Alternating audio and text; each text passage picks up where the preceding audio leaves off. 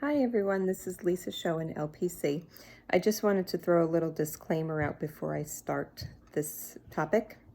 I am going to be talking a little bit about worst case fears and even death. And if you're already having a lot of worries and anxieties, even though this is actually meant to kind of empower and help with those, if you feel like it may lead you to more worries, then maybe you might want to skip this one. But one thing I've noticed, both in conversations and even in like Facebook news feeds, I'm seeing a lot of people writing stuff like, please stay home. I have a loved one who's at a higher risk and can die from this.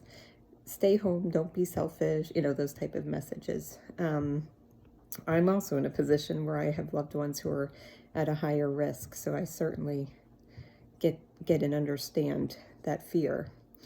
But what I would say, if you're having those kind of thoughts and worries, maybe this could be a time to actually make friends with those worries, make friends with those fears, and use those as a way to empower you and strengthen you. And what I mean by that is, I was having a conversation with somebody today, and I was saying, really, life is precious and life is fragile. And I'm not trying to create more worries and fears, but, from the moment we're born, we're all dying at some point. And, with our busy work schedules and our routines and our habits and our hobbies, we don't really think about that too often because nobody really wants to, if we're being honest. But it is the reality. And this time right now is just kind of really throwing it in our faces of how life can feel very uncertain and it can feel scary, and people can potentially die. And if you're going to think those things, use it for good. Think about, I don't think this is end times, and I hope and pray that most people do stay healthy and well and safe. And if you take the right precautions and you stay inside, your likelihood of staying healthy, is stronger. But what I will say is, if you do have those thoughts and worries about yourself or somebody else, maybe you could use it for good and use it as a time to self-reflect and think about, this is my precious life. And who knows how life will turn out, one way or the other, coronavirus or not. What kind of legacy do I want to leave behind? What kind of relationships do I want to have? How do I want my interactions with people to go? It could be a time to self-reflect and think about your relationships with others. Are there people that I need to make amends with?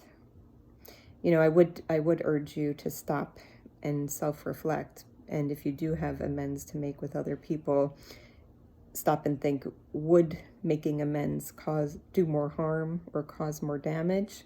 And if that's the case, maybe you don't want to reach out and make those amends, but you could at least say a prayer or, put positive thoughts or energies out into the universe for healing and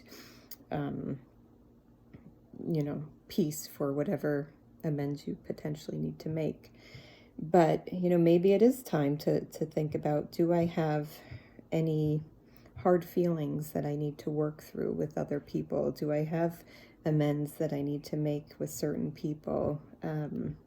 What changes do I need to make within myself? What are my character defects?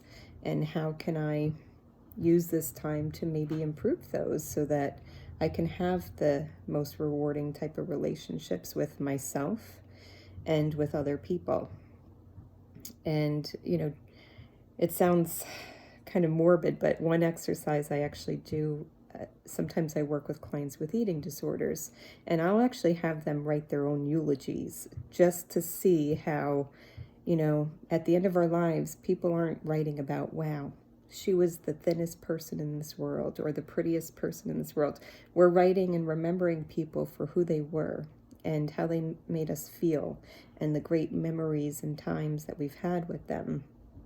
And, you know, just kind of having them reflect on the internal and what we're putting out into the world. So do that, you know, and if there's stuff that we need to work on, now's the time. All right, have a great day.